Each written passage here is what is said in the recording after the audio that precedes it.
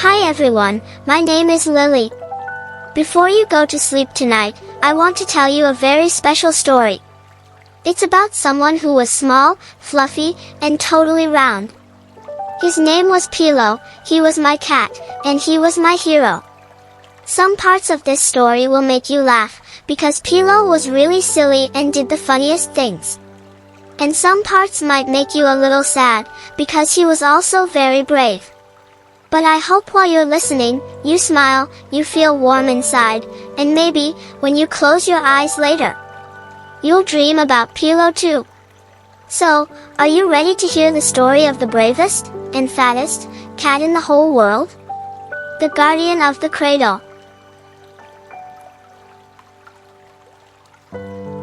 There are cats, and then there is Pilo, a living, breathing orange marshmallow with short legs, a belly that jiggles like pudding, and the kind of blue eyes that make grown men go, ah, against their will.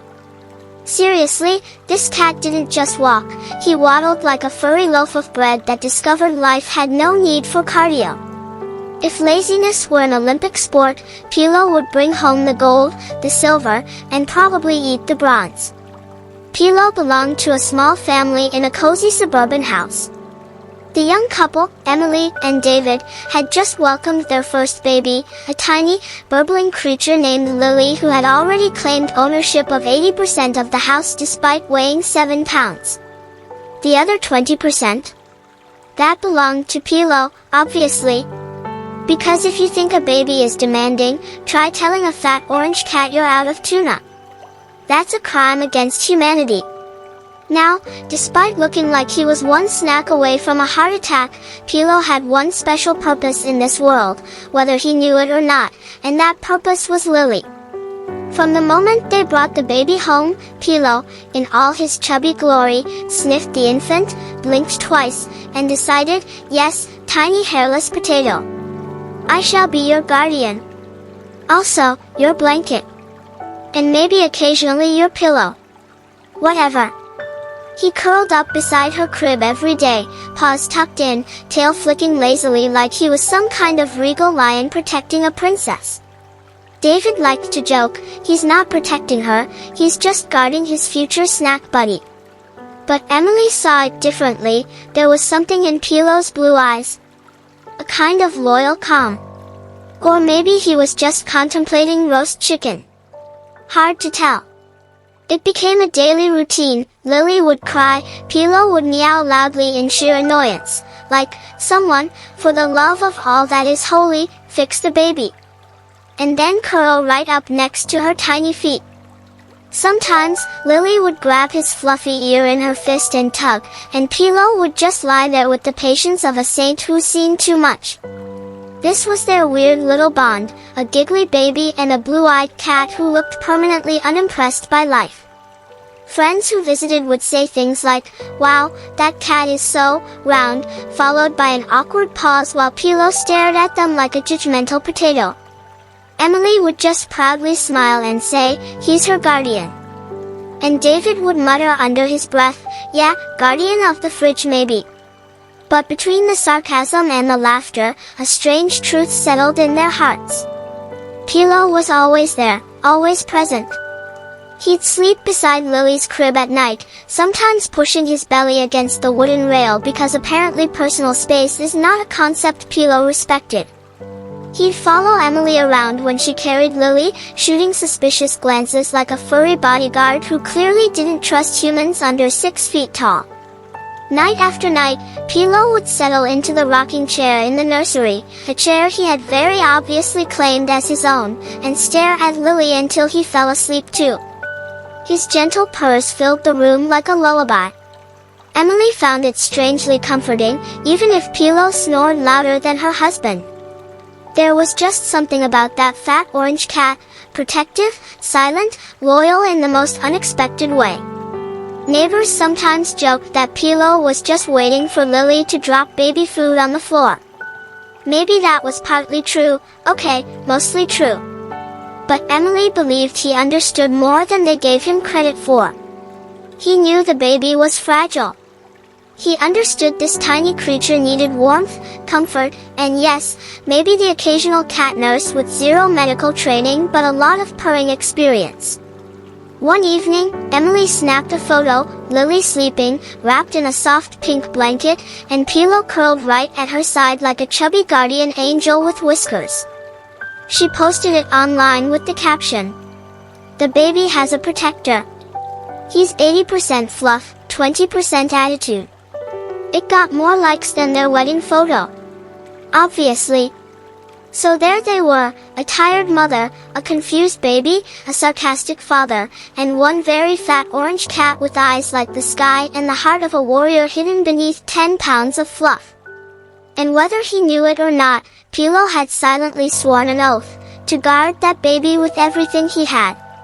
Even if everything he had mainly consisted of fur, instinct, and a dangerously low metabolism. He didn't know that storms or danger or dark nights were coming. He didn't know that one day, that oath would cost him dearly. For now, he just purred, slept, and stayed beside the crib like the chunky night Lily never asked for, but definitely needed.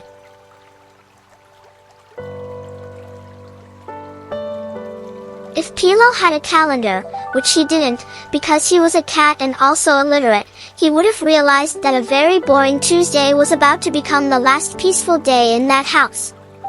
For now, though, life was still filled with naps, spilled formula, and the occasional dramatic, meow, demand for treats at 3 a.m. You know, normal parenting, except the child is furry and passive-aggressive. The morning began the usual way. Lily loudly announced her 6 a.m. wake-up call like a tiny CEO firing everyone in the office, and Pilo responded with a grunt and a tail flick that said, "I didn't sign up for this." Emily shuffled around like a sleep-deprived zombie, while David brewed coffee strong enough to resuscitate a dead horse. Pilo followed them everywhere with his little round belly swaying side to side like a gelatin dessert looking for revenge. He sat beneath Lily's high chair during breakfast, catching every accidental fling of mashed banana like a professional food recycler. At this point, he was basically the household's orange Roomba, except he was slower, furrier, and twice as judgmental. That afternoon, Emily placed Lily in the crib for her nap. Pilo jumped up beside her. Well, jumped is a generous word. It was more like a heavy, determined flop. He positioned himself like a chubby bodyguard, watching the door as if expecting a squirrel uprising. Peaceful moments like these made Emily smile. She snapped another photo, Lily fast asleep, Pilo curled beside her like a living stuffed toy, blue eyes half open as if he were saying, "I'm not sleeping. I'm guarding. Also, maybe napping." Emily posted it online again. More likes. More heart emojis. Pilo was an overnight internet sensation without any idea of what the internet was. Which honestly is the healthiest way to be famous these days. David, sarcastic as always, came home early that evening and said, "I see the fat bodyguard is still clocked in. Does he get overtime or is he paid in kibble?" Pilo gave him a look that said, "Speak again and I'll throw up in your shoes." Classic mutual respect. Night crept in lazily, one of those cloudy, quiet nights where even the streetlights seemed sleepy. Emily sat in the rocking chair nursing Lily, humming softly. Pilo lay at her feet like a shaggy orange rug with a pulse. There was warmth, calm, almost too calm. The kind of calm that usually happens right before a horror movie director says, "Okay, cue thunder." David left for a night shift, kissing Emily on the forehead and Lily on the cheek. "Be good," he told the baby. Then he looked down at Pilo and joked, "You too, Garfield." Pilo didn't bother to blink. That was energy he couldn't waste. The door closed. Emily locked it, out of habit, but not out of fear. This neighborhood was safe. Too safe, maybe. Pilo sat by the window lazily, watching David's car disappear into the distance. Then he yawned dramatically like a spoiled cat king whose kingdom was slightly understaffed. Hours passed. Rain began tapping gently on the windows like polite fingers. Lily slept peacefully in her crib. The hum of the refrigerator was the loudest thing in the house. Emily finally exhaled the kind of exhausted sigh only new mothers know, the "I love my baby but I haven't slept since the dinosaurs went extinct" kind of sigh. She curled up on the couch with a blanket, drifting halfway between sleep and consciousness. Pilo, of course, waddled over to Lily's room like a security guard on a donut break.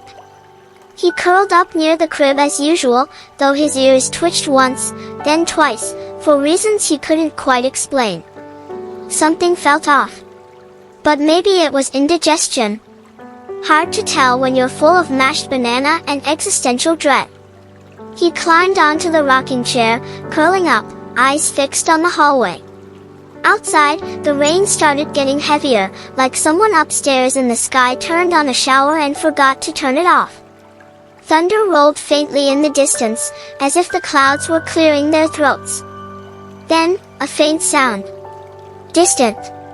Unfamiliar. Like a creak. Maybe the house settling, or maybe not. Pilo lifted his head. His ears perked up, blue eyes narrowing slightly. His tail flicked with annoyance. He waited. Silence again.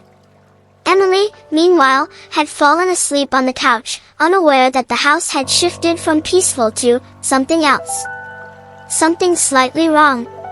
Half an hour passed. Another sound, this time nearer. Like footsteps, soft, cautious ones, outside the house. Pilo let out a low growl, something he almost never did. Not a playful grumble. This one was different. Protective. Alert. He jumped off the chair with more agility than any overweight creature should possess. He positioned himself in front of the nursery door like a fluffy orange security checkpoint. Lily stirred in her sleep but didn't wake. Pilo stood guard, tail puffed, ears focused. Downstairs, a shadow moved across the frosted front window. Just a silhouette. Quiet. Sneaking. Something or someone was out there. And Pilo, for the first time in his well-fed life, felt a surge of instinct that went beyond food and naps. Something more primal. Something that whispered, danger. But inside the nursery, everything was still soft, pastel walls, warm lamplight, a sleeping baby, and one fat cat who, despite his constant laziness, had suddenly remembered what it meant to protect. This was the night it would all begin. This was the last quiet evening before Pilo the chubby guardian would be forced to become something more than a household meme. But none of them knew it yet. Emily slept. Lily dreamed. Outside, danger tiptoed closer. And Pilo waited. It was 1:13 a.m., that haunting time when the world is half asleep and half afraid to wake up. Rain was no longer tapping politely on the windows. Now it slammed down in sheets, angry and loud, like Mother Nature had just gotten dumped and was taking it out on everyone's roof. Emily was still asleep on the couch, curled under a fleece blanket with one sock halfway off, looking like every exhausted mother who'd given up on matching pajamas or dignity. Meanwhile, Lily slept soundly upstairs, her tiny fists curled in the universal baby gesture for, fight me. And Pilo. Pilo was on full alert. Well, okay, 80% alert. He was still Pilo, after all.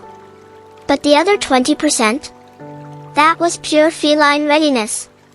His eyes, glowing faintly in the dim nursery light, were locked on the door.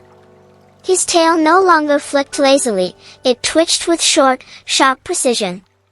His ears rotated like tiny satellite dishes. Something was out there. And whatever it was, it had crossed the invisible line between far away and too close. A faint creowalk echoed through the house. Not the usual creak of an old floorboard groaning under a shifting temperature. No, this creak had intent. Pilo's back arched ever so slightly. He moved toward the hallway like a fluffy orange tank on a mission, belly swaying like a determined jelly bean of justice. Downstairs, the front doorknob turned. Just a little. Just enough to be horrifying. The lock held, thank God. But the noise was enough to make Pilo freeze halfway down the staircase, his paw in the air like he was considering calling the cops, if only he had thumbs. Another sound. This time a soft tap against the glass. Then a pause. Then a second tap, harder. Almost, testing. A human would say, it's probably the wind. But Pilo? He knew better. The fur on his back stood up in dramatic, unflattering patches. His eyes narrowed. If there had been subtitles over his head, they would have read, "Nope. Nope. Nope. Not today, Satan." Back upstairs, Lily stirred. A tiny baby whimper floated through the hallway. Pilo's ears snapped toward the sound, and without hesitation, okay, minor hesitation because he was very round, he turned and galloped back up the stairs. It wasn't a majestic sprint. It was more like a wobbly, determined thunder of soft feet and too much fluff. He re-entered the nursery and hopped back onto the rocking chair, eyes fixed on the hallway. Outside the rain roared like a beast, but inside, it was Pilo's growl that filled the silence, a low, warning rumble that had no business coming from such a tubby creature. The baby whimpered again. Pilo turned, climbed up onto the crib rail, miraculously not breaking it, and gently dropped himself beside her like a giant fuzzy weighted blanket with judgment issues. Lily, sensing his warmth, calmed instantly. Her little hand reached out and landed on his ear, giving it a soft tug like a sleepy war cry. Pilo didn't flinch. He wouldn't leave her side. Not tonight. And then, something changed. The tapping stopped. The doorknob stopped jiggling. But Pilo's ears stayed perked. Because now, it wasn't the front of the house that felt wrong. It was the back. A slow scrape. Like nails, or metal, sliding against the sliding glass door in the kitchen. And this time, it wasn't a test. It was entry. The glass door, old and stubborn, gave a slight rattle, not enough to open. Yet. But someone was out there. Inside the nursery, Pilo stood up fully now. No longer sleepy. No longer playful. No longer cute. Okay, still cute, he was a fat orange cat, after all. But now he was something else too. He was ready. Outside the door, shadows shifted. Lightning flashed for a split second, illuminating the silhouette of a figure, tall, hooded, motionless, standing just beyond the back door. Then darkness again. Pilo let out a sound that no one would expect from a household pet. A growl so low it made the air vibrate slightly. Lily stirred, but he gently nudged her shoulder with his head, almost like a cat kiss. Almost like goodbye. But no. Not yet. Downstairs, a faint click. The sliding glass door, unlocked? Impossible. Or maybe just, poorly installed. Who knew? Pilo leapt from the crib, ran toward the hallway, then stopped. He looked back one last time at Lily. And then he descended the stairs, not as a cat, but as a soldier, a guardian, a fat orange warrior armed with nothing but claws, fury, and the unconditional loyalty that only the best animals ever really understand. Outside, thunder boomed. Inside, the storm had just begun.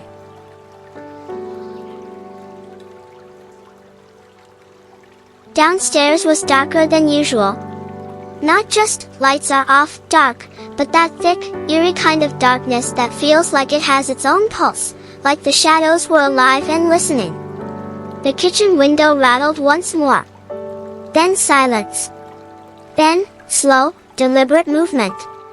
As though someone on the other side was taking their time. Testing. Smirking. In the middle of that ominous quiet stood Pilo, or rather, wobbled Pilo.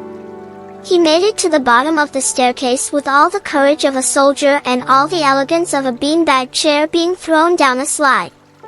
His tail was puffed up like a giant orange duster and his eyes were wide, glowing in the dark like two little blue lanterns of righteous fury.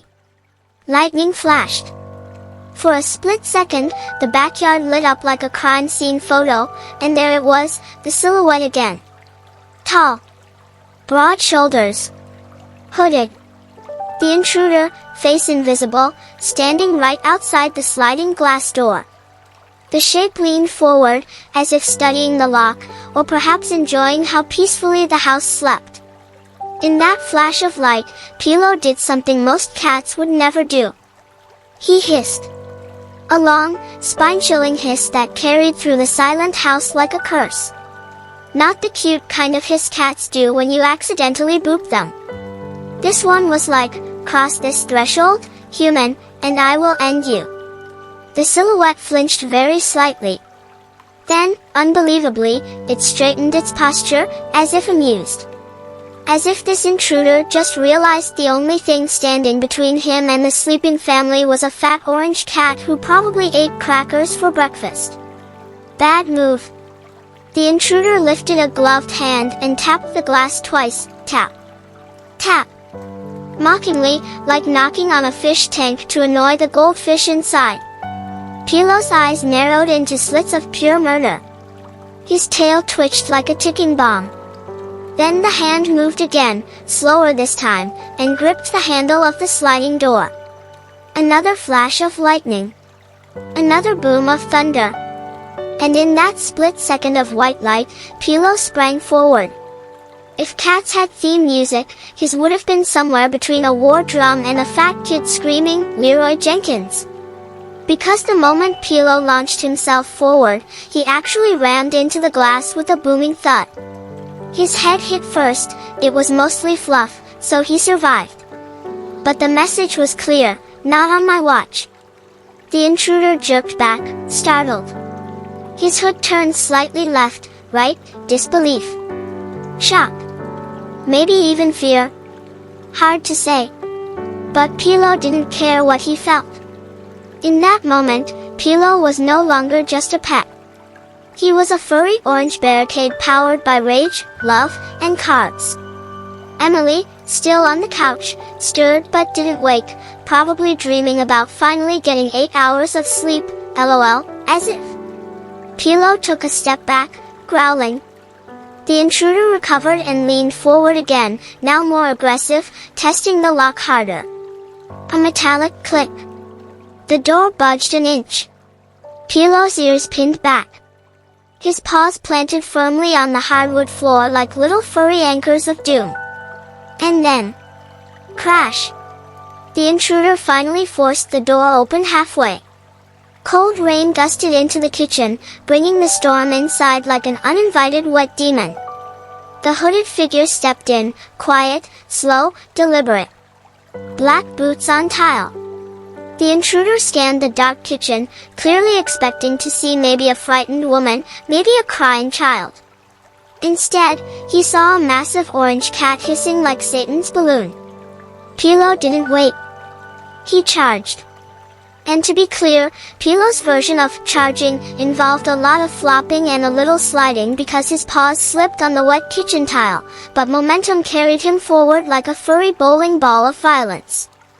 He collided with the intruder's shin and bit hard. The man let out a muffled grunt, stumbling back in shock. Pilo clung on like a tiny orange demon, teeth sunk into boot leather. He was snarling, growling, biting whatever he could reach. If bravery had a shape, it would have been Pilo's chubby face snarling into a waterproof timberland. The intruder tried to shake him off, but Pilo held on like guilt on a Catholic mother. Finally, with a frustrated groan, the man kicked, and Pilo flew back across the floor, landing with a yelp against the kitchen cabinet. It wasn't a gentle kick. Pilo's body hit the wooden door with a painful thud.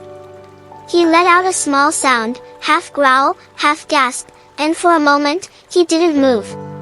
The intruder stood there breathing heavily, one hand rubbing the bitten leg, the other reaching into his pocket. Something metallic glinted, possibly a knife. Pilo's sides heaved.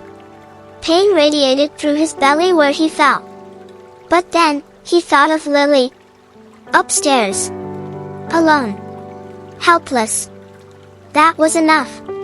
Slowly, shakily, Pilo got back onto all fours.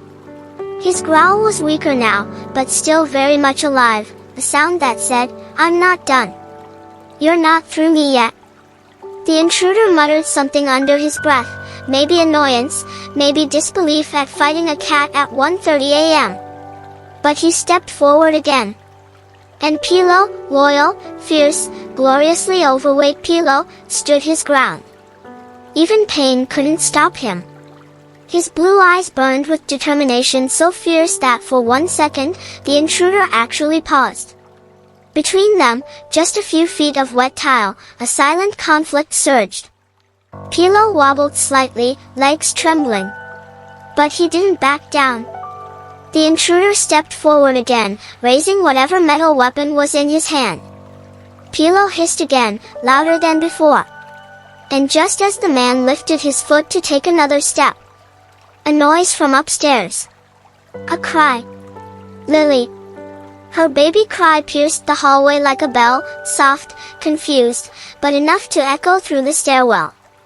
The intruder turned his eyes toward the sound. Pilo saw it. The man wasn't interested in money or objects. He was looking for the child. Pilo's pulse surged. His heart pounded so hard it almost hurt. He didn't have time to heal. He didn't have time to rest. He did the only thing he could, with all the strength left in his fluffy soul. He threw himself at the intruder again. This time, claws out. Teeth bared. A full, reckless leap. And though he didn't know it, this moment, this second confrontation, was going to change everything.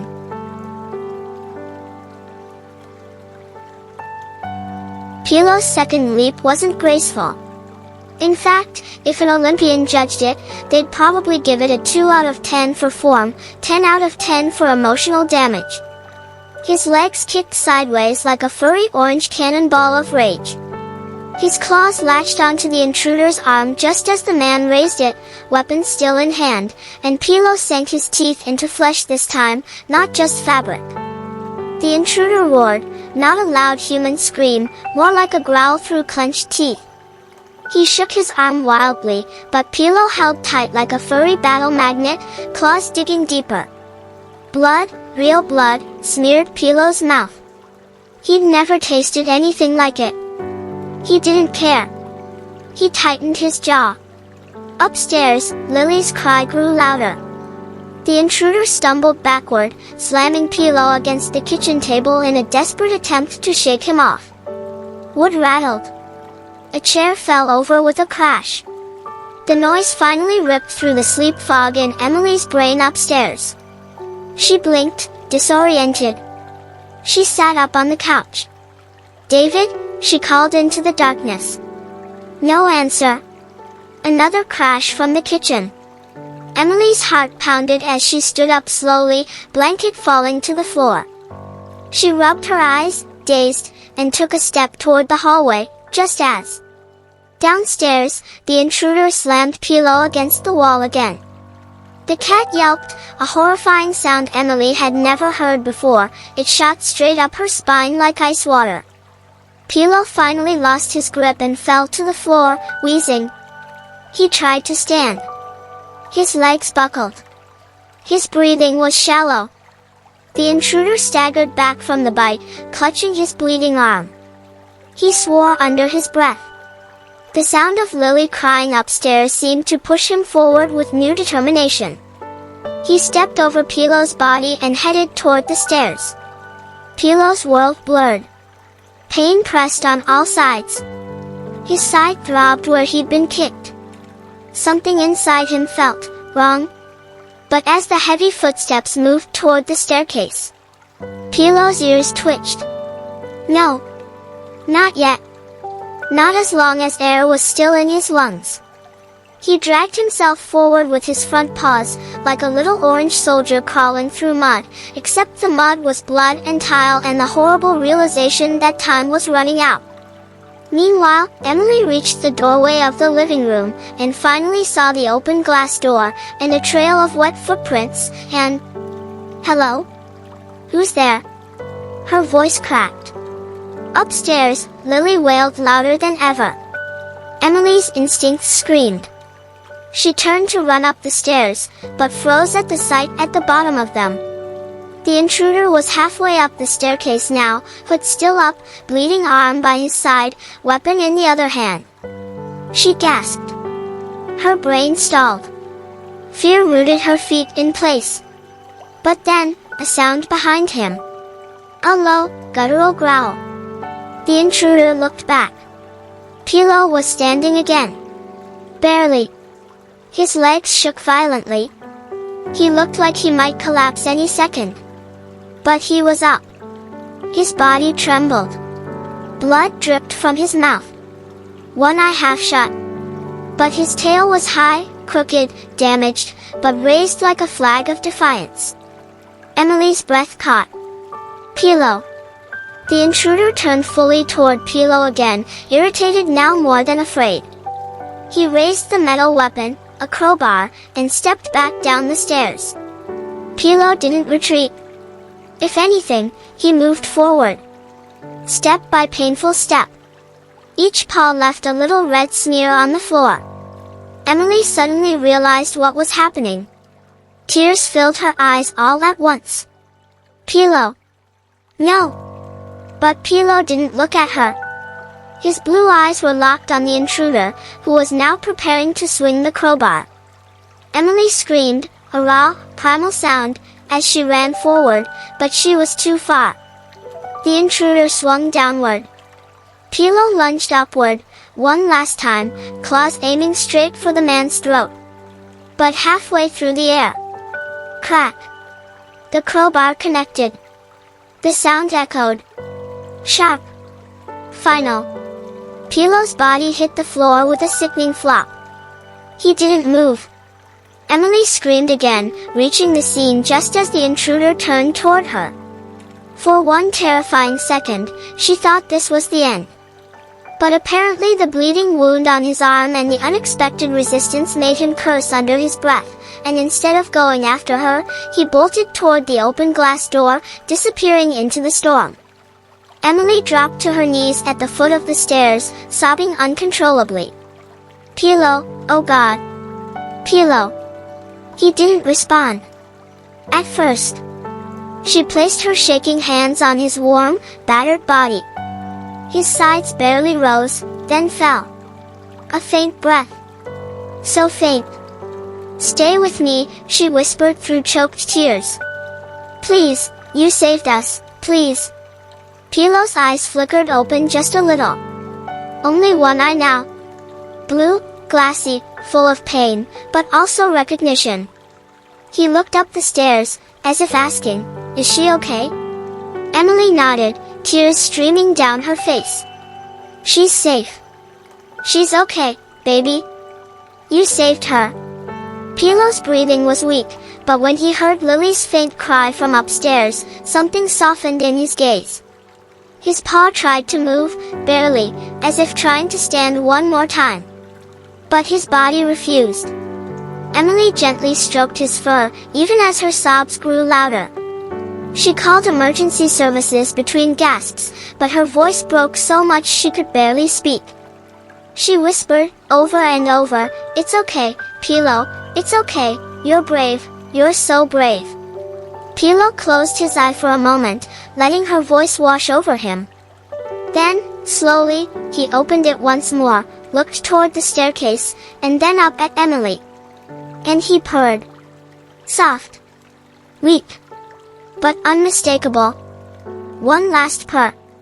Emily's heart shattered. And Pilo's eyes slowly, very slowly, began to close.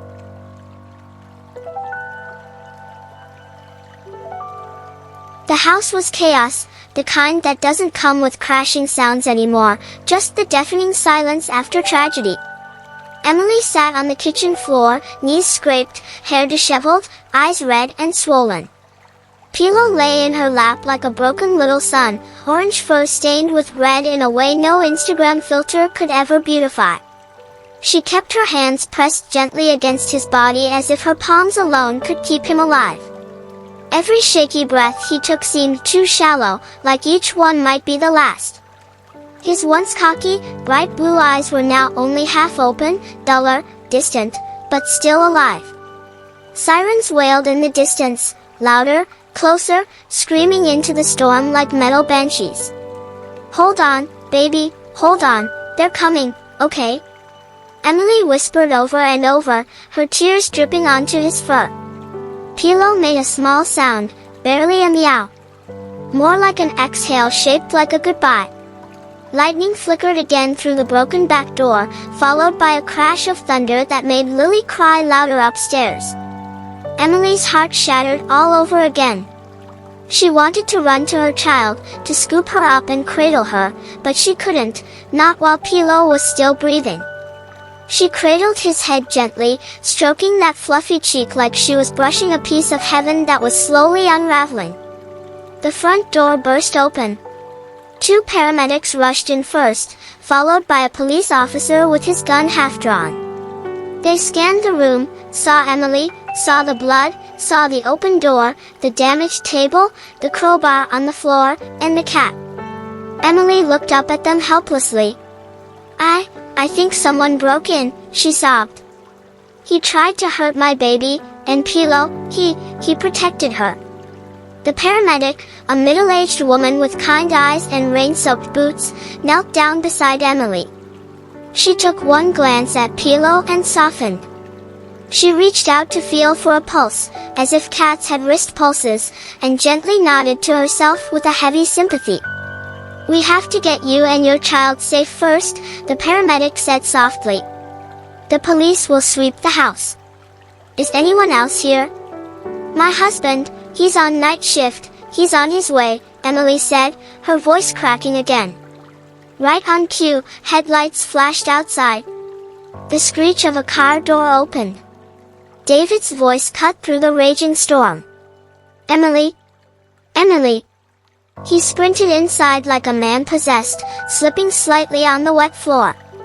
What he saw stopped him cold, the shattered glass, the stranger's blood trail, the crowbar, and his wife on the floor holding what looked like a dying orange pillow. "Pilo?" David's voice broke in a way Emily had never heard before. Emily looked at him with tear-filled eyes, nodding desperately. "He saved her, David, he saved her." David knelt down beside them, trembling hands running over Pilo's fur almost frantically. He had always joked about the cat, teased him for being lazy, called him Garfield 200 times, but now every joke felt like a stab to his own chest. One police officer came back into the room. "Ma'am, the house is clear. The suspect fled, we're tracking blood and footprints. He's injured, we'll find him." Emily didn't respond. Her entire world in that moment was the fragile weight of the cat in her lap. The paramedics helped Emily gently move Pilo onto a soft towel. They offered to rush him to an emergency vet, but the look in the woman's eyes said everything, he probably wouldn't make it that far. Still, she tried. They wrapped him carefully while David ran upstairs to finally scoop up Lily, holding her tight against his chest as she cried. He came back down to kneel beside the bundle of orange fluff that had given everything. "Thank you," David whispered through clenched teeth, tears streaking down his face even as he tried to be strong. "You stupid, brave, beautiful cat, thank you." Pilo opened his eyes a bit wider at the sound of David's voice. He blinked slowly, almost like rolling them, as if to say, "Took you long enough, man." Even with death knocking on the door, Pilo still managed to look mildly unimpressed. "Classic." The paramedics lifted him up. Emily kissed his forehead again, whispering shakily, "You're going to be okay, you'll be okay." Somewhere deep inside, she already knew that wasn't true. They placed Pilo gently into the ambulance. Emily and David climbed in, Emily still holding Lily close, sobbing quietly. David kept his hand on Pilo the entire ride. Every so often, Pilo let out a purr, weak, rattling, but still a purr, because that's what he did. He poured comfort into others even while he was bleeding out. Halfway to the emergency vet, his breathing slowed even more, each rise of his chest further apart than the last. Emily placed Lily's tiny hand on Pilo's fur, as if letting him know, she's here. She's safe. Because of you. Pilo's eye fluttered open again for just a second. He looked at the baby. One final purr escaped him, so soft it was almost silent. Then a long exhale. And in the quiet hum of the ambulance, the orange guardian slipped away. Emily broke, clutching his still body to her chest. David wrapped his arms around both of them, holding their baby with one arm, his wife and their hero with the other. The rain outside eased, as if the storm itself gave a moment of silence for Pilo. And somewhere in the distance, maybe in heaven, maybe just in every heart that ever loved a pet, a fat orange cat with blue eyes closed them peacefully, knowing he had fulfilled his promise.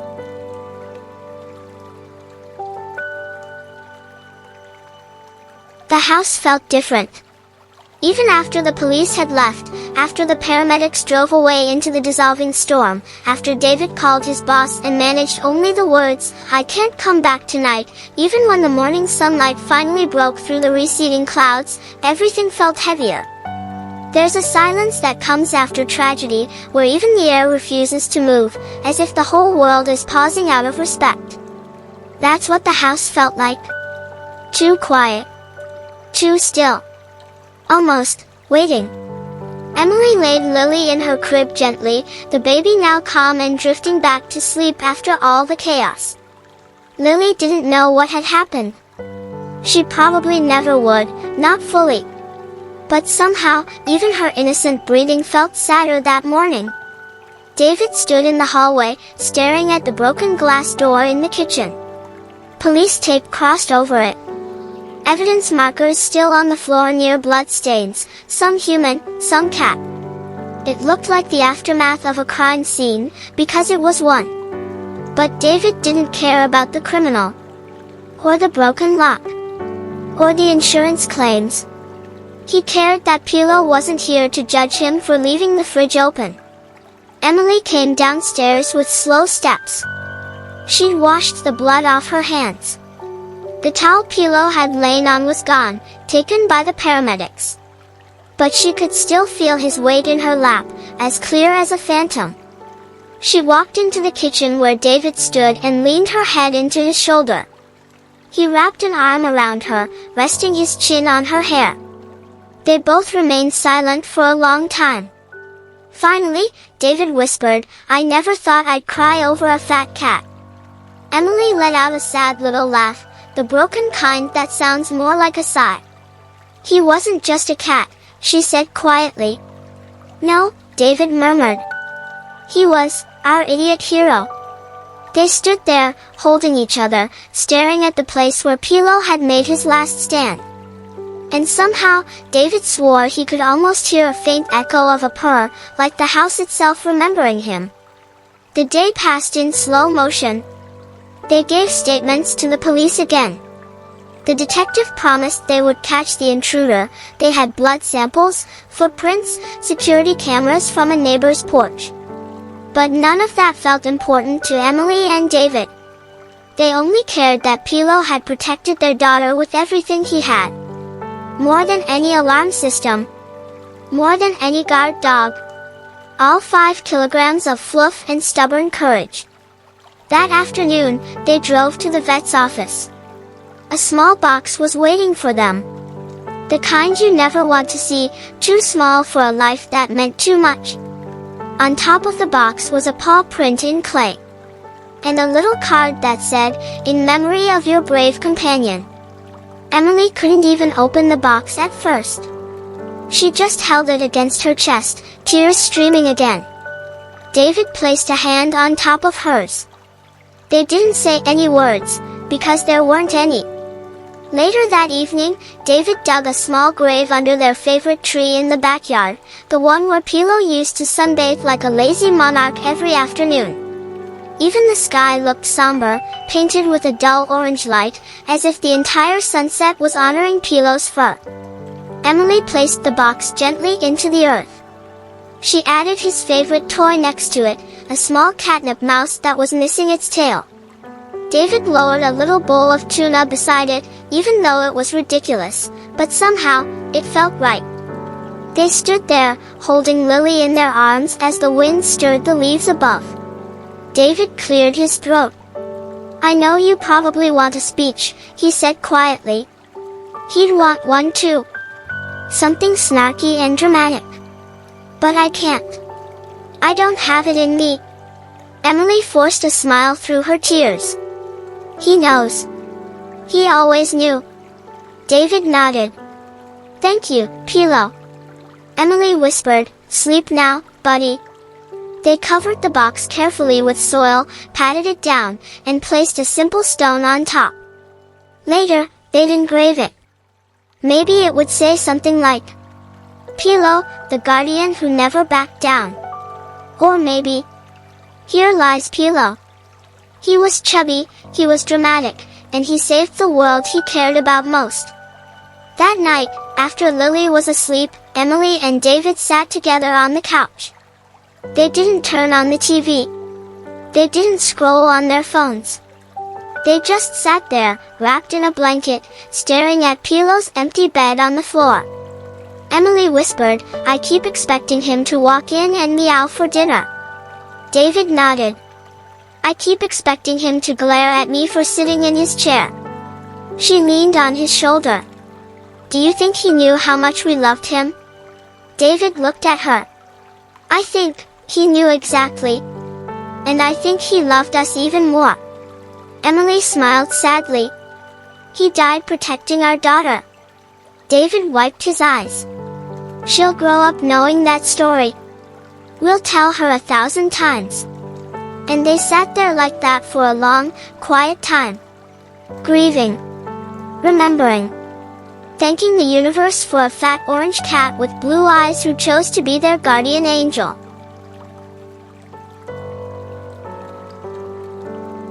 The house had resumed its routines, sort of. The alarm clock still rang at 6 a.m. Lily still cried when she was hungry. Emily still shuffled into the kitchen half awake each morning. David still forgot where he left his wallet. Life, as life does, stumbled forward. But there was a Pilo-shaped absence in every corner. No loud greeting meow at the food bowl. No fat orange blur trying to trip you on the stairs out of pure spite. No judgmental blue eyes watching you eat snacks at midnight like you were breaking moral law. The house was quieter. Too quiet. One Saturday morning, Emily sat at the dining table, sipping coffee with David while Lily babbled happily in her baby chair. The sky was clear for once, warm sunlight glowing through the window. Emily stared out at the tree in the backyard, the one they buried Pilo under. "I miss him," she whispered randomly. David nodded silently. Then, Emily cracked a small smile. "You remember the pancake incident?" David blinked, and then laughed under his breath. "Oh God! How could I forget?" And just like that, the memory washed over them, vivid, hilarious, stupid, perfect. Flashback, the pancake disaster. It was a peaceful Sunday morning. Emily was making pancakes in the kitchen while David danced around to some cheesy 90s song in socks. Pilo sat on the counter, illegal, unhygienic, but he didn't care, staring at the pancake batter bowl like it was the holy grail of tasty sins. Emily stepped away for 1 second to grab the syrup. 1 second. Pilo saw his chance. Like a fluffy orange ninja, okay, more like a ninja who ate all the other ninjas, he shoved his entire face into the batter bowl, smearing his cheeks with raw dough like some deranged pastry warrior. David yelled, "Dude," and tried to grab him, but Pilo panicked, jumped into the pan with flour still stuck to his face, then bolted across the kitchen, leaving pancake batter paw prints everywhere. Emily screamed, David chased, and Pilo ran like a fat orange criminal with white powder all over his head like he'd just robbed a bakery. He finally dove under the couch, tail puffed like a feather duster, eyes wide with that "you'll never take me alive" energy. They had to lift the entire couch to get him out. By the time they wiped him down, there was flour on the ceiling, batter on David's shirt, and a single pancake still cooking in a pan, shaped like a paw. Back then, they were annoyed. Now, it was legendary.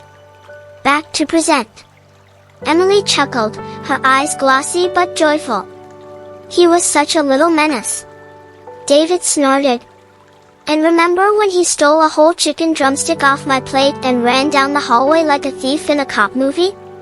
Emily laughed, covering her mouth. You chased him yelling, "Drop it, you criminal." And he literally growled at you while eating it under the bed. Lily squealed happily, unaware of the memories but responding to her parents' laughter. Her tiny hands slapped the table as if cheering for a cat she never got to grow up with, but somehow, still part of her life. David took a deep breath. I think we should put his photos up again. Maybe in a frame. Tell Lily all the stories as she grows up. Emily nodded with a sad smile. Yeah. He deserves to be remembered as more than just the night he saved us. He was hilarious, obnoxious, and absolutely ridiculous every day before that. She leaned down and lifted Lily gently. Your guardian was a chubby disaster with attitude, she told their daughter softly. You would have loved him. The little girl giggled, waving her arms, babbling something that sounded suspiciously like "bah." Emily kissed her forehead. Then David surprised Emily by pulling out a small picture frame from a drawer. He had gone back to pick up the printed photo from her phone, Lily as a newborn, sleeping in her crib, and Pilo curled right beside her like a fat orange protector. He placed it on the living room shelf. They both looked at it in silence. No words. Just love.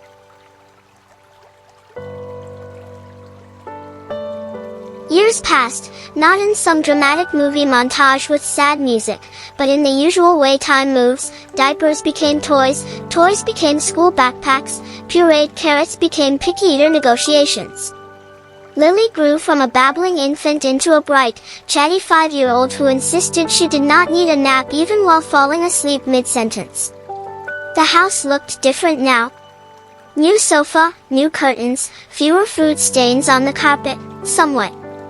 The yard had a swing now. David built it, mostly level, only mildly unsafe.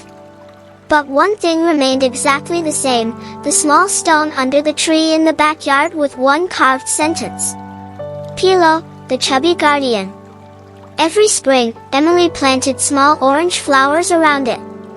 And sometimes, in the quiet afternoons, she'd sit under that tree with a cup of tea and just remember. On a calm Saturday morning, Lily came running into the living room, holding an old photo album she had found on the bookshelf. She plopped herself between her parents on the couch like she owned the place. She kind of did.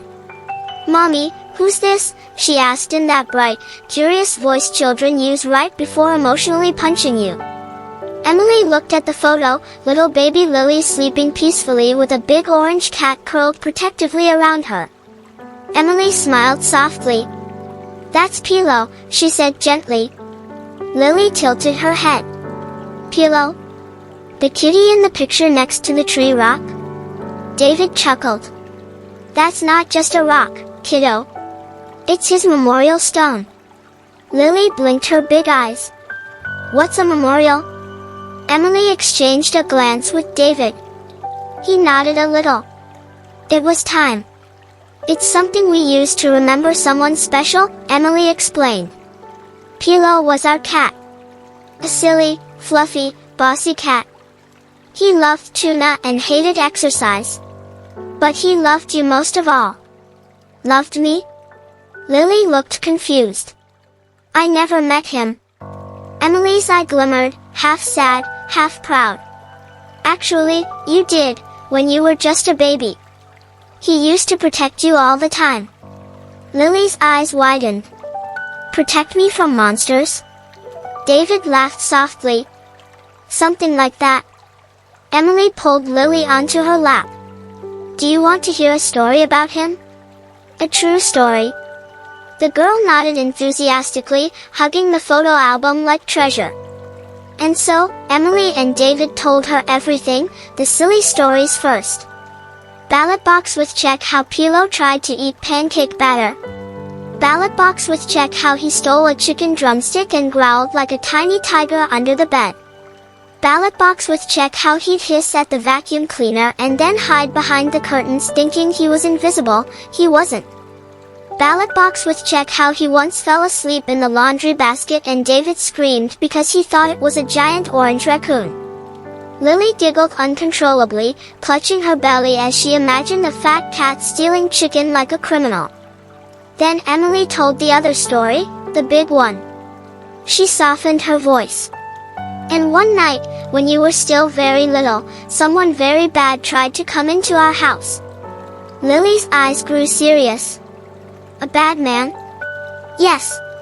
And Pilo, he was very brave. Emily held back tears as she continued. He protected you. He protected all of us. He got very hurt, but he saved you. David added softly, he fought him off so Mommy could keep you safe.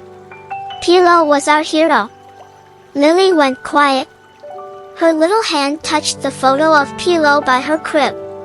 After a moment, she said in a small voice, did it hurt him? Emily swallowed and nodded. Yes. But he didn't stop. Because that's what love looks like sometimes. It's brave, even when it's scary. Lily stared at the photo for a long time. Then she smiled, a little bittersweet smile, and said, he's like a knight. David grinned. Exactly. Sir Pilo, the chubby knight. Lily giggled and hugged the album close to her chest like it was a bedtime book. Then, without warning, because emotions in kids arrive like surprise meteor showers, she said, I wish I could hug him. Emily leaned her forehead against Lily's. Me too, sweetheart. Me too. That afternoon, they all went outside together. Lily carried a small bouquet of orange flowers that Emily helped her pick. Because orange is the color of bravery, Lily declared, even though she definitely just liked that it looked like Cheetos. They placed the flowers beside Pilo's stone. Lily knelt down and whispered something like, thank you for saving me, Pilo. I love you. And the gentle wind rustled through the tree branches as if the world itself approved. Later, Lily asked if they could get another cat someday. Emily and David looked at each other, both surprised by how the idea didn't hurt as much as it used to. They smiled. Maybe soon, David said. But there will never be another Pilo. Lily nodded with the solemn understanding of a child who believed that, somewhere, a fat orange guardian was watching over her from kitty heaven, probably eating unlimited tuna and judging angels. That night, Emily tucked Lily in and, for the very first time, Lily asked, Mommy, can you tell me the Pilo story again? Emily smiled and began. Once upon a time, there was a big, fluffy orange cat with blue eyes who loved a little baby more than anything in the whole wide world. Lily fell asleep to the sound of that story, protected once again by the memory of a guardian she barely knew, but whose love still wrapped around her like a warm blanket.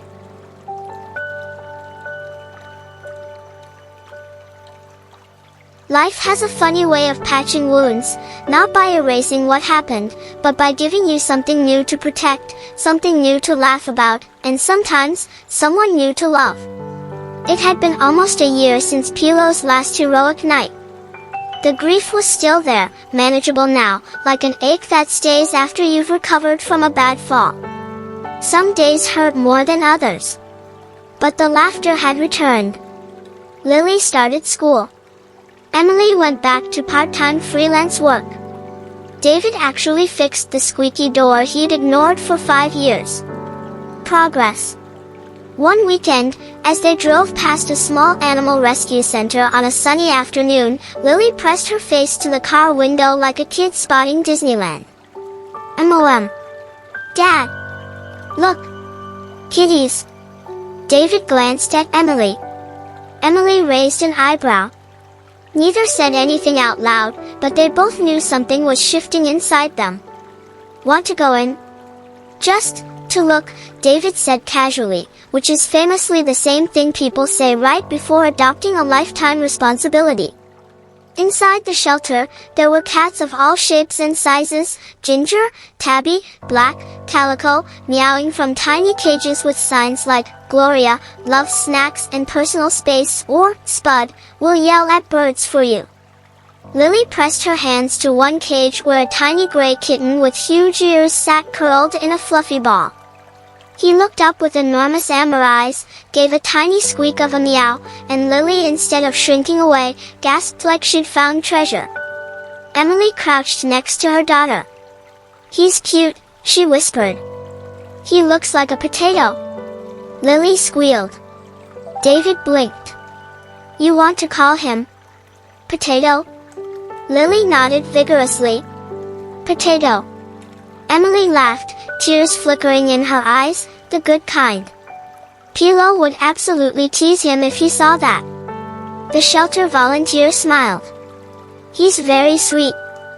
A bit clingy. Follows people everywhere. Loves to snuggle.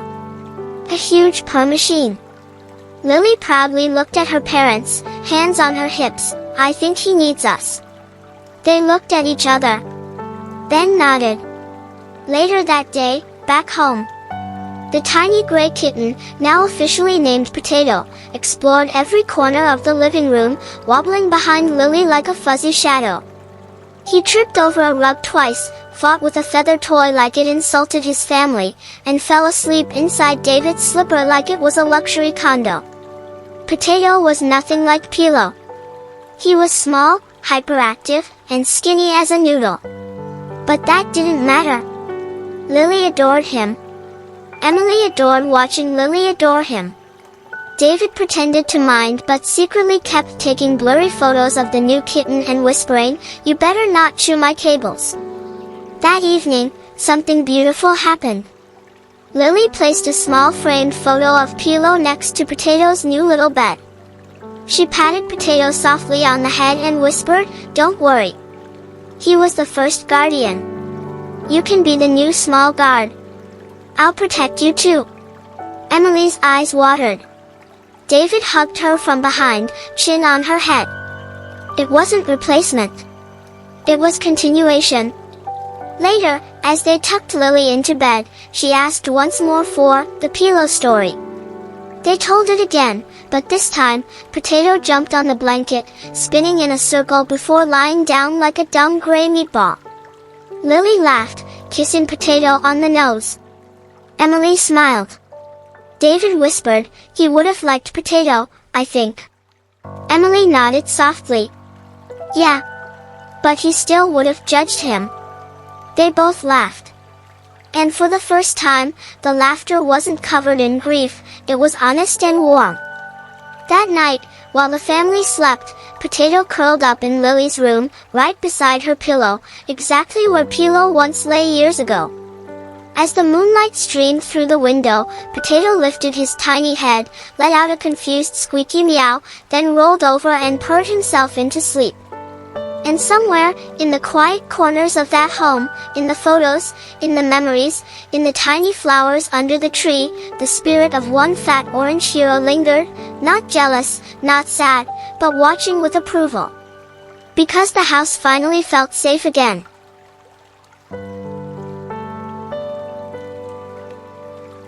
The classroom smelled like crayons, spilled juice, and tiny humans who hadn't learned volume control yet. It was show and tell day in Mrs. Hartley's first grade class, and the excitement level was somewhere between birthday party and sugar apocalypse. One kid brought a toy dinosaur. Another brought a rock he insisted was magic. One unfortunate child brought his baby brother, who immediately cried and tried to eat a glue stick. Then it was Lily's turn. She marched proudly to the front of the class holding a picture frame in one hand, and in the other, a tiny gray fur ball wriggling inside a cloth carrier, Potato, her new kitten. The class collectively squealed. Because, let's be honest, nothing wins a room faster than a kitten. "This is Potato," Lily announced, sounding like a tiny CEO giving a TED Talk. "He's my kitten. He likes sleeping in shoes and stealing my snacks. But that's not who I really want to tell you about today." She held up the framed photo, the one of baby Lily with a big orange cat curled around her like a fluffy guardian angel. The room went quiet, even the hyper kid in row 3 stopped trying to eat his eraser. "This is Pilo," Lily said, voice softer now. "He was our first cat. He died a long time ago. But he saved my life." Mrs. Hartley blinked, clearly not expecting the 6-year-old to drop emotional truth grenades at 9:15 a.m. Lily continued, unfazed. "My mommy and daddy told me the story. A bad man tried to come into our house when I was a baby. Pilo fought him. He got really hurt. But he kept fighting so the man wouldn't get to me. My parents said he protected me even though he was scared." Lily looked at the photo with that special mix of pride and sadness a child shouldn't know so young, yet it didn't feel heavy. It felt beautiful. One boy in the back raised his hand and blurted out, "Like a superhero." Lily nodded firmly. "Yes. But fluffier." At that exact moment, Potato escaped the cloth carrier and waddled across the classroom like a nervous marshmallow. The class erupted in giggles as Lily chased him down, scooping him up like a tiny pigeon. She carried him back to the front and said, completely serious, "This is Potato. He's still training. He's not brave like Pilo yet, but he might be someday." Mrs. Hartley covered her mouth, probably to hide that she was crying over a 6-year-old story about a fat orange hero. Half the class looked emotional, the other half was just impressed that a cat had once fought a criminal like Batman. Lily finished, "I brought these flowers too." She pulled out a small bundle of orange paper flowers she'd made with her mom the night before. "We plant orange flowers in our yard every year because orange is Pilo's color and also because Potato keeps trying to eat the real ones." The entire class clapped. Some even cheered. One boy saluted, because apparently that's how you honor heroic cats now. Mrs. Hartley sniffed and said, "Thank you, Lily. That was a very special story. Pilo sounds like he was a true guardian." Lily smiled proudly, clutching the photo frame to her chest. Potato meowed loudly, possibly demanding snacks, and Lily whispered, "Shoo, Potato, you're embarrassing me in front of the humans." The class laughed again. After school, Emily watched from the doorway as Lily told her teacher goodbye. Mrs. Hartley pulled Emily aside and said quietly, "Your daughter told one of the most beautiful stories I've ever heard in this classroom. You raised her with so much love." Emily smiled, tears pricking her eyes again. Her first teacher was a cat. They both laughed softly. On the drive home, Lily chattered in the back seat, Potato curled in her lap, purring loudly. "I told them Pilo's story, Mommy. They think he's a legend." Emily glanced at her through the rearview mirror with a proud smile. "He is." At a stoplight, Lily suddenly asked, "Do you think he's watching us right now? Maybe he's proud of me?" Emily took a deep breath and answered with certainty, "I know he is." Potato sneezed dramatically, startling himself and Lily. They both burst into laughter.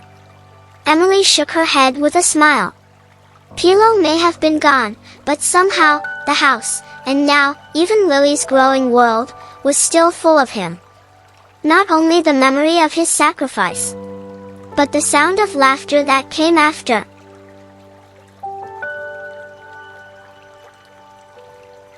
A year goes by fast when you're raising a child and being constantly yelled at by a kitten named Potato who thinks 3 a.m. is breakfast time. The seasons changed. Lily grew taller. Potato grew slightly less chaotic, but only slightly.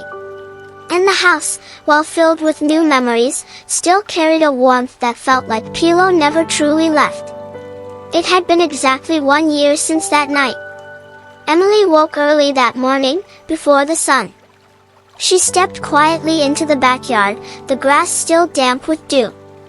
The small stone under the tree stood there, surrounded by the orange marigolds she and Lily planted months ago. She knelt down, traced the letters of his name, and whispered, "Good morning, chubby boy." David later joined her outside holding 2 cups of coffee like a peace offering to the universe. "Think he'd be mad we named the new cat Potato?" Emily smirked. "He's probably mocking us from wherever he is." David chuckled. "I bet he's haunting us from heaven," rolling his eyes, saying, "You replaced me with a root vegetable?" They both laughed, standing under the early blue sky, not sad, just thoughtful. Later that afternoon, Lily helped David bake something as a tribute. Not fancy, certainly not healthy. Just something Pilo would have genuinely loved, a tuna casserole with cheese and an extra layer of breadcrumbs on top because he deserves crunch, Lily insisted. The house smelled, strangely terrible. Like a gourmet fish apocalypse? They set a small plate of the casserole next to Pilo's stone. Emily said, "He'd be proud." David said, "He'd eat the whole thing and then throw up on the rug." Lily giggled. Evening, family ritual. As the sky turned orange, the kind of orange that always reminded them of Pilo, they all gathered in the living room. Lily held a photo book open on her lap with Potato curled beside her. She looked at one of the last pictures they ever took of Pilo, him sleeping upside down with his tongue accidentally sticking out, looking like an overcooked lasagna with eyes. Lily counted aloud, "This one's my favorite." Emily hugged her gently from behind. "Me too." David added, "He looked like melted cheese." Lily burst into laughter. Then came a quiet moment. Emily said softly, "Do you want to say something to him, Lily?" Lily nodded. She closed her eyes, holding the picture to her chest. "Hi, Pilo. It's me. Thank you for being my guardian angel. I promise I'll take care of Potato and Mommy and Daddy. I hope you're getting lots of tuna in heaven and bossing everybody around. I miss you." When she opened her eyes, she placed the photo back in the book and smiled. Emily kissed her on the forehead, David rested a hand on her shoulder. Suddenly, Potato sneezed so loud it scared himself, fell off the couch, and ran in circles like a confused muffin. The entire family burst into laughter. Emily wiped her eyes. "I think that's Pilo approving." David nodded. "Definitely Pilo." Haunting Potato from above. Lily grabbed Potato gently and whispered to him, "You have very big shoes to fill." Potato blinked, and licked her face. Nighttime, quiet and closure. That night, after Lily fell asleep, Emily and David sat outside under soft string lights on the porch. The garden looked peaceful, the cemetery stone glowing under moonlight. Potato slept in Lily's room, curled up like a gray comma. David held Emily's hand. "Do you think we'll ever stop missing him?" Emily shook her head slowly, smiling. "No. And I don't want to. I think missing him means he mattered." The wind rustled leaves overhead. Somewhere far away, a distant cat meowed. Emily looked toward the tree and imagined, just for a split second, a fat orange silhouette sitting there, tail swishing, eyes rolling at them lovingly. Emily leaned her head on David's shoulder.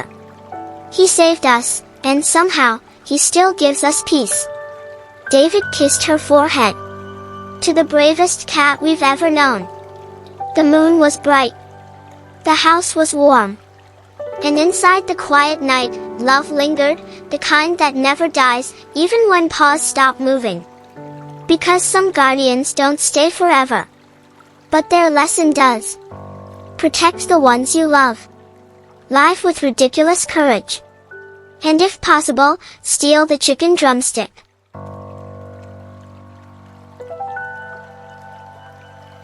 The following weeks after Pilo's one-year memorial settled into a new rhythm. A chaotic, weird, noisy rhythm, mostly courtesy of Potato. Because if Pilo had been the chubby guardian knight, Potato was the tiny gremlin intern with zero training and a lot of enthusiasm. Tuesday morning started with Emily stepping into the kitchen to find Potato on top of the refrigerator. No one knew how. He was too small to jump that high, and there were no chairs pushed nearby. David joked that maybe Pilo's ghost gave him a boost. Emily wasn't entirely sure he was joking. Potato stared down at her like a fuzzy gray gargoyle who owned the house. Then he promptly knocked David's favorite mug off the fridge just for the thrill of chaos. It shattered on the floor like a ceramic crime scene. Emily stared at Potato. Potato blinked slowly like, I have no regrets. Breakfast madness. Lily was at the table eating cereal. Potato jumped down, where gravity apparently didn't exist for him, sprinted across the kitchen, and dove face first into Lily's bowl like an Olympic swimmer doing a milk dive. Lily squealed with delight. Potato. That's my breakfast. Potato responded with a milk-covered sneeze and stole a cornflake. Emily sighed the deepest motherly sigh known to mankind. I feel like Pilo has reincarnated as a delinquent child. David raised an eyebrow. Nah. Pilo had dignity. This one is just a goblin. But the truth was, the house hadn't felt this alive in a long time. Flashback humor, the vacuum incident. That afternoon, Lily asked to hear one of the funny Pilo stories again. Emily chose the legendary vacuum incident. It went like this. One time, Pilo was sleeping peacefully in the sun, shaped like a furry pumpkin. Emily vacuumed nearby and accidentally got a little too close. The moment the vacuum cleaner touched his tail, Pilo shot into the air like he'd been launched by NASA, his eyes huge, for electrified. He landed on the curtain rod, stared at the vacuum with the hatred of 1,000 suns, and then refused to come downstairs for 2 hours. David had tried to bribe him down with a treat. Pilo screamed at him like a banshee and then stole the treat anyway just to prove a point. Lily laughed so hard she fell off the couch. Even Potato seemed intrigued, walking circles around the vacuum as Emily mimed the story with sound effects. Emily smiled, realizing she hadn't laughed like this at a Pilo memory without crying in months. Potato's haunted moment. That evening, something weird happened, the kind of moment that made Emily stop and wonder if Pilo was visiting. Potato suddenly walked into the hallway and stared at the empty rocking chair in Lily's room. He paused, ears up, eyes focused. He did that soft chirp cats make when they see something interesting. Lily asked, what is he looking at? Emily watched him quietly. The hallway felt warm, not eerie, just peaceful. Potato purred at the empty space and then calmly lay down beside the chair. Emily whispered, maybe Pilo is saying hello. David walked in holding laundry and muttered, if he's around, please tell him to stop Potato from eating my socks. But inside, he smiled softly, because somehow, that little moment felt comforting. Nighttime chaos and calm. That night, Potato zoomed around the house like a crack-fueled squirrel, knocking over a lamp and then running into the wall. Lily laughed until she cried. Emily and David eventually got him to settle in Lily's bed, curled at her feet, exactly where Pilo used to sleep. Emily whispered a little goodnight toward that same rocking chair, more out of habit and hope than logic. As she closed the bedroom door, she smiled. Potato was crazy and clumsy and ridiculous, but he was home. And if Pilo could see him, he'd probably roll his eyes and say, "Seriously? This is my replacement," while secretly approving. The house was finally quiet. Lily was asleep with Potato curled on her chest like a furry blanket that vibrated because he purred louder than a motorcycle. Emily had gone to bed early, exhausted in that peaceful way parents get when the day has been chaotic, but happy. David stayed up a little longer. He sat alone on the living room couch, the soft hum of the refrigerator in the background and the glow of his phone screen lighting his face. He wasn't scrolling randomly. He was looking for something. He opened his old gallery folder and typed a single word in the search bar, Pilo. A flood of pictures and videos appeared on the screen. Pilo biting David's sock. Pilo laying on his back like a fluffy puddle of cat. Pilo sitting directly on top of a toy train track like a furry traffic jam. And then, David found the video.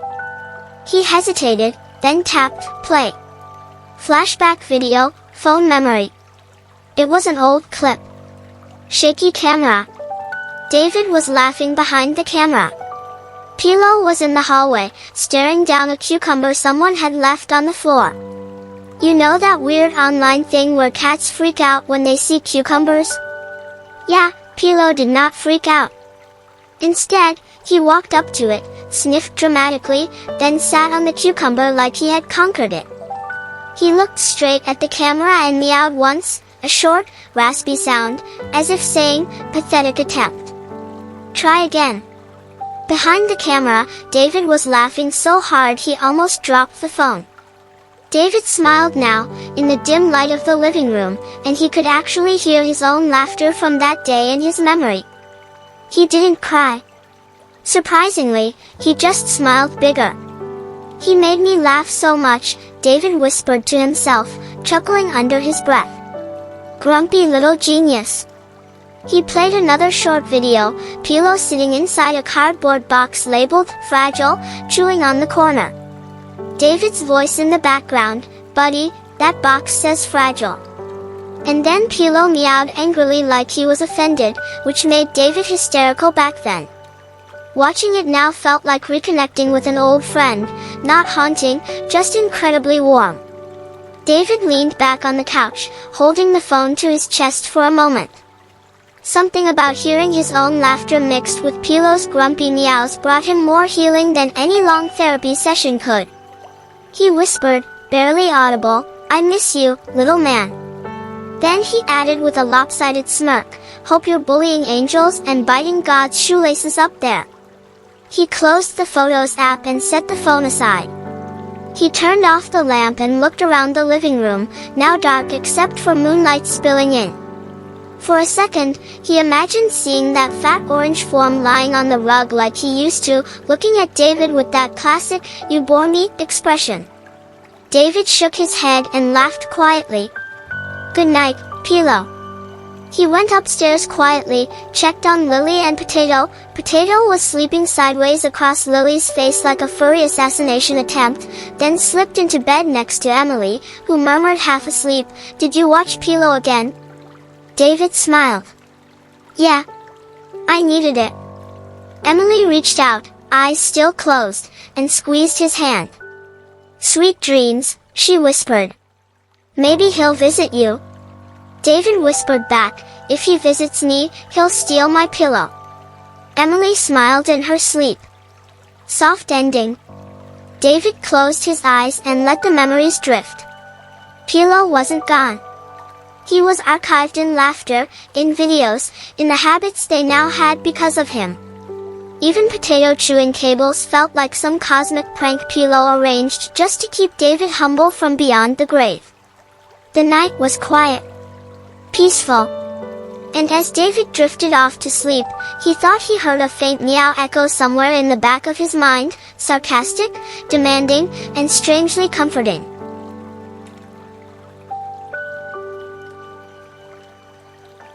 Spring returned with its usual flair, blue skies, warm breezes, and kids running around as if gravity was optional. At school, Lily's class held a small art day event where every student had to draw someone who inspires them. Most kids drew superheroes, cartoon princesses, football players. Lily drew a very round orange cat with big blue eyes and a cape made of a baby blanket. Underneath, in her careful handwriting, she wrote, "My hero, Pilo." The teacher smiled so wide she nearly cried. The principal gave Lily a tiny ribbon for Best Story in Art. But to Lily, the ribbon wasn't the prize. She just wanted the world to know who had protected her before she could even speak. When Emily and David arrived to pick her up, Lily ran out waving the drawing. "I won. I told everyone about Pilo." Emily knelt down, hugging her. "He would be so proud of you." David added, "Honestly, that's the most heroic fat cat I've ever seen drawn. He looks like a pumpkin in a cape." They all laughed, the kind of laugh that feels like sunshine on your heart. Back home, one last tribute. That evening, Emily framed Lily's drawing and placed it beside the photo of Pilo on the living room shelf. Underneath the frame, she placed Lily's ribbon and a little note that Lily had written. "Thank you for watching over me. Love, Lily." Potato immediately tried to chew the corner of the ribbon, because of course he did. Emily gently pulled him away while David muttered, "I swear this cat is allergic to emotional moments." Potato jumped into the air randomly and ran sideways into the couch. Lily nearly fell over laughing. Final annual tradition. At sunset, the family walked into the backyard, Lily holding the framed drawing proudly, Emily carrying a candle, and David holding a fresh bowl of tuna, this time with a comedic label taped to it that read, "For Sir Pilo, the chubby knight." They placed everything near Pilo's resting place. The small stone glowed in the golden light. The marigolds around it danced gently in the breeze. Lily laid the drawing down and whispered, "I love you, Pilo." Emily placed the candle, lit it, and said softly, "We'll always tell your story." David set down the bowl of tuna and added, "Don't judge us, buddy. It's the expensive kind." They stood there together, holding hands. The wind rustled softly through the leaves, and for a moment, it felt like a purr in the air. Lily looked up at the sky, warm orange streaks across the horizon like Pilo's fur painted across the clouds, and said, "He's always watching us, right?" Emily nodded. "Yes. Always." David gently squeezed Lily's shoulder. "Whenever we're brave, or kind, or stay up late to eat snacks, that's when he's closest." Lily giggled. "Potato eats snacks all the time. Does that mean Pilo is always with him?" Emily laughed through a tearful smile. "Probably coaching him." They laughed together, and the laughter didn't hurt anymore. Final closing image. That night, after Lily fell asleep hugging Potato, Emily and David stood at her bedroom door for a moment, just watching. "I think she's going to grow up strong because of him," Emily whispered. David nodded. "He protected her once. She'll carry that forever." Potato chose that exact moment to sneeze, fall off the bed, then try to act like nothing happened, classic. Emily shook her head smiling, closed the door gently, and whispered one last time toward the dark hallway. "Good night, Pilo." Somewhere in the quiet of the house, maybe in a creak of the stairs, or a warm breeze through an open window, there was a whisper of something familiar. Not sad. Not haunting. Just the feeling of love that lingers even when the one who gave it is gone. Because heroes may fall. Guardians may grow tired. But the memory of a brave, fat, orange knight with blue eyes lives on, in laughter, in stories, and in the heart of a little girl who knows what love looks like. And so, the house slept peacefully. Protected still. Always.